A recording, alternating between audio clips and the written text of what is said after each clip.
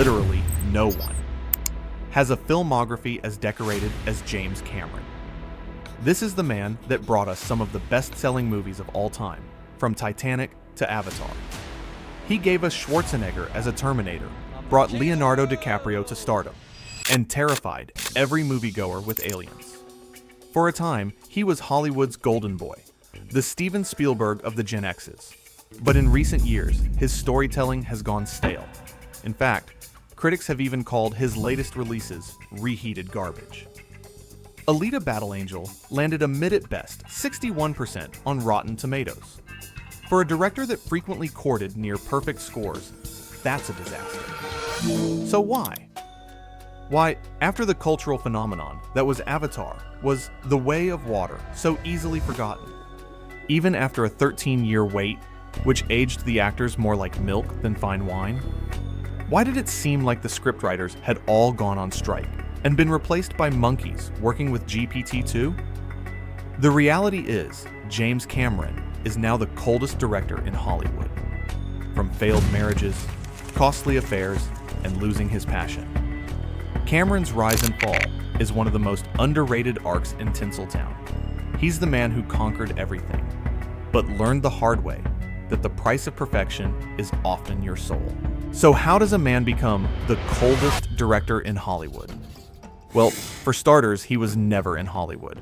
James Cameron wasn't a studio golden boy. He wasn't a film school prodigy. He was a Canadian truck driver who studied physics. Which explains a lot, actually. He was obsessed. While other aspiring directors were networking, Cameron was haunting the USC library. He was a phantom, pulling technical journals on special effects. He was teaching himself the engineering of film, not the art. This taught him a core lesson. Technology is reliable. People are messy, emotional, and sometimes wrong. His first big break was directing Piranha 2, The Spawning. He was fired. Yes, fired. From Piranha 2. Stranded in Rome, broke, and sick with a fever, he had a nightmare. A terrifying, vivid image of a metal skeleton dragging itself from a fire. A chrome torso pulling itself across the floor with a knife. This wasn't just a bad dream. It was a vision. He had the core of his masterpiece, the Terminator. But Hollywood only wanted the script, not the truck driver who got fired from the Fish movie. In a move that is now legend, Cameron made a defiant, impossible choice. He sold the rights to the Terminator for $1. The buyer was a young producer and his future second wife, Gail Ann Hurd. The price was $1. The non-negotiable condition: he had to direct it. This one act explains everything. It wasn't about money. It was, and always would be, about control. Cameron himself said it best. People call me a perfectionist, but I'm not.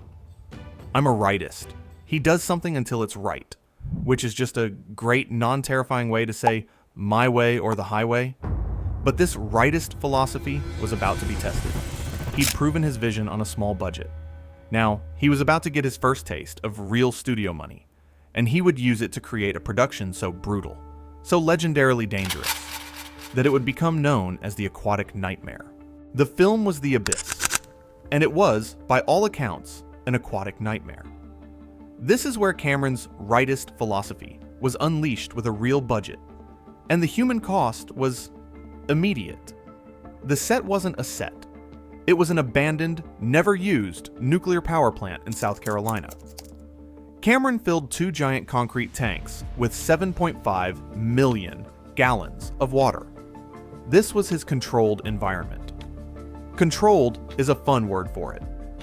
On day 1, the main tank sprang a massive leak.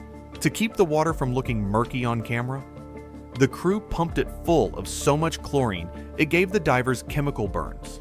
It literally bleached their hair. But hey, the shot looked good. The crew spent 12 hours a day, 6 days a week, submerged. But the real horror show was reserved for his stars. Mary Elizabeth Mastrantonio had a complete emotional breakdown on set. Which, fair. Her summation of the film was blunt. The Abyss was a lot of things. Fun to make was not one of them. But then there was Ed Harris. Harris, playing the blue-collar hero, was put through actual, real-world torment.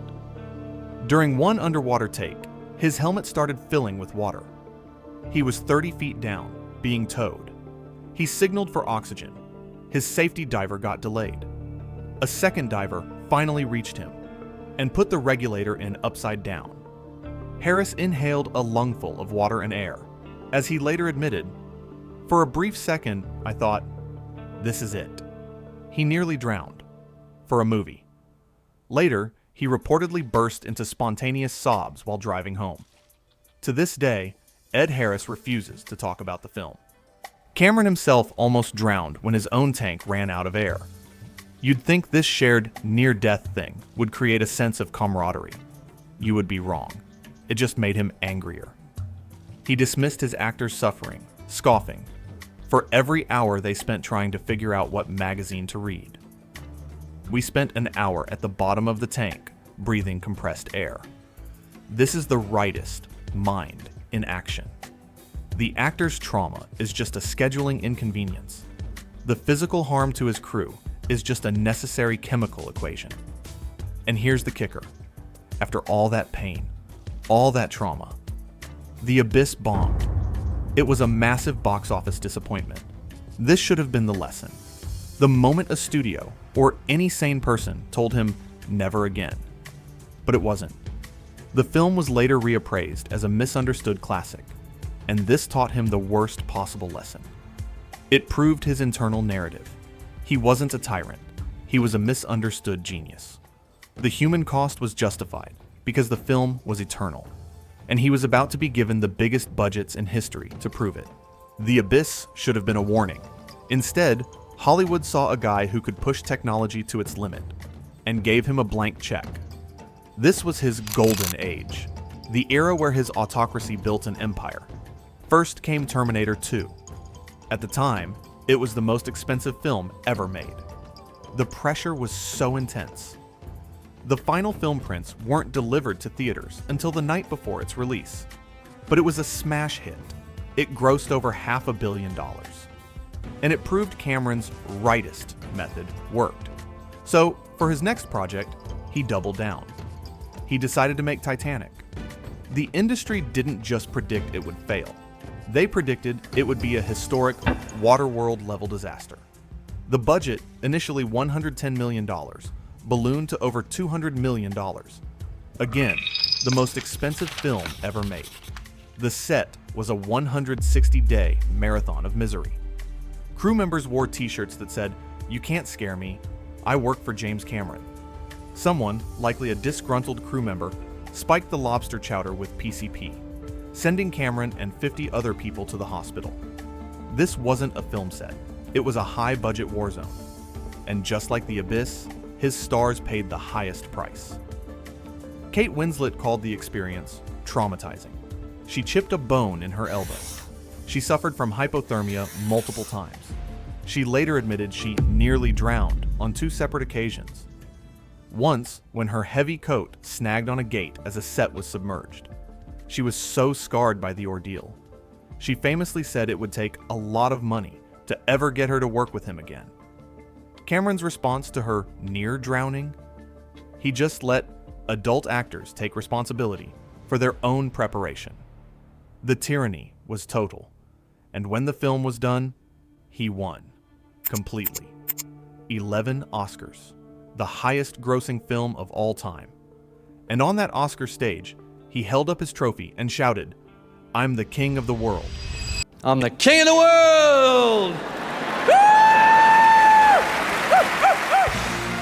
It was the ultimate validation.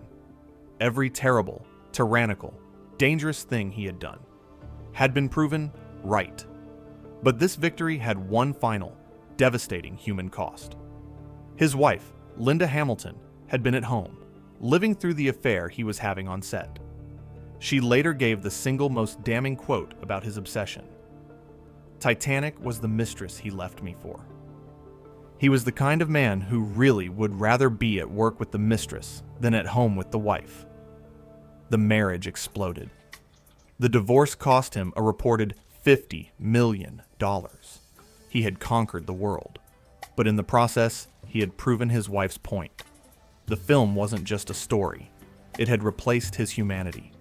And after that, the king of the world would disappear for 12 years. So where did the king of the world go? After Titanic, James Cameron vanished from feature filmmaking for 12 years. He didn't rest. He retreated. He had conquered the messy, emotional, human world of filmmaking. He'd broken his actors, his marriages, and himself in the process. So he escaped to a world he could actually control. A world of pure, cold engineering. His first obsession, the deep sea. This wasn't a hobby. This was his new creative process. He formed a production company just to make deep sea documentaries. It all culminated in the Deep Sea Challenger project, a 7-meter submersible he co-designed to take himself and no one else to the deepest, most hostile point on planet Earth, the Mariana Trench. This is, without question, the most James Cameron thing anyone has ever done. It's the most expensive, high-tech, and dangerous way to get me time in history. No difficult actors, no angry wives, no studio notes at the bottom of the ocean, just a man and his machine. His second obsession was building the 3D fusion camera system. The idea for Avatar had existed since 1994, but he didn't make it. He waited. He spent over a decade not writing a better story, but building a better camera. This is the pivot. The 12-year gap is where the storyteller we knew was replaced by the technologist. His passion shifted from the craft of writing to the engineering of the tool. He perfected the camera, but let the script atrophy. And after a 12-year retreat from humanity, the king was finally ready to return. He was about to show the world what his new toys could do. James Cameron returned with Avatar, a film that was, by all accounts, a technical revolution. It was a stunning, immersive 3D masterpiece. It also had the plot of Dances with Wolves, or Pocahontas, or, if you're a real 90s kid, Fern Gully. The story was so recycled, it was practically green, but it didn't matter. The spectacle was so new, so overwhelming, it became the biggest film of all time. This was a hollow victory. It taught Cameron a dangerous lesson. A stale story can conquer the world as long as the visuals are shiny enough. And this is where the Golden Boy becomes the coldest director. His creative energy was now focused on producing, and his fingerprints are all over some of the biggest misfires in recent memory. He co-wrote and produced Alita: Battle Angel, a visually stunning film with a 60% Rotten Tomatoes score. The critical consensus? A clunky story that struggles to keep up. But Alita was a masterpiece compared to what came next. Terminator: Dark Fate. This was his grand return to the franchise he created. He was back as producer, with story by credit. He erased the other failed sequels, promising the true sequel to T2. The film was a catastrophe. A $120 million box office bomb. It wasn't just a flop. It was an asteroid. It was a public execution of his own legacy. And for once, the king admitted fault. He confessed his myopia, and nostalgia torpedoed the film. His own brutal quote says it all. He insisted on bringing back the old cast, creating your granddad's Terminator movie. He made a film for an audience that was, in his words, all either dead, retired, crippled, or have dementia. It's the most damning confession of creative burnout you will ever hear. He had become a technologist, not a storyteller. Which brings us finally to Avatar: The Way of Water, the sequel that took him 13 years to make. A 13-year wait, not for a better story, but for the technology to perfect the look of water. The budget was so big, he said it had to be the third or fourth biggest film in history, just to break even. And it was. $2.3 billion, a financial triumph, and a creative ghost town. A gorgeous $2.3 billion screensaver. The universal critique was the same, just louder, stunningly immersive, jaw-dropping, and a story so floatingly bland and unengaging that it left zero cultural footprint. Ask anyone who saw it to name a new character. Ask them what the plot was. They can't. Variety said it best in their devastating review. The only part of me that was moved was my eyeballs. This is the final price of perfection. He has perfected the vessel, but has nothing left to put inside it. James Cameron's story is a tragedy of obsession. He's the man who conquered everything, but learned the hard way that the price of perfection is often your soul. The same rightist drive that made him a genius also made him a tyrant. The same obsession that built Titanic also tore his marriages apart, and the same technical focus that created Avatar is the reason his stories are now reheated garbage. He's a king in a kingdom of his own making, a world of breathtaking digital vistas, populated by one-dimensional characters and recycled plots. He has perfected the art of the forgettable blockbuster, leaving behind a legacy of films that are increasingly easy to watch, but almost impossible to remember. If you enjoyed this video, don't forget to like and subscribe to After the Credits for more in-depth stories that uncover the truth behind Hollywood's most iconic legends.